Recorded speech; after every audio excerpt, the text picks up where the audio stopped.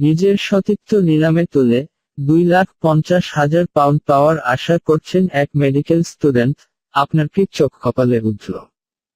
আরে মশাই, এ পর্যন্ত গোটা বিশ্বের প্রায় 8 জন ললনা এমন কাণ্ড ঘটিয়ে ফেলেছেন, আর এই ছাত্রী সেই তালিকাতে নিজের নাম লেখালেন। এই ছাত্রী নিজের নাম এলিজাবেথ রেইনি বলে জানিয়েছেন, 27 বছর বয়সী, সুন্দরী।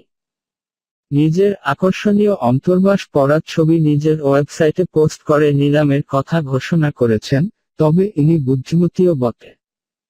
নিজের মুখটি কিন্তু প্রকাশ করেননি। এলিজাবেথ জানিয়েছে যে ব্যক্তি এই নিলাম জিতবেন, তার পুরস্কার 12 ঘন্টা ধরে তার সঙ্গে যৌনতা উপভোগের সুযোগ। অনেকেই ভাবতে পারেন, বেচারি টাকার অভাবে নিজেকে বিকোতে বসেছে। একেবারেই না। নিজের যথেষ্ট আর্থিক সচ্ছলতা রয়েছে এলিজাবেথের।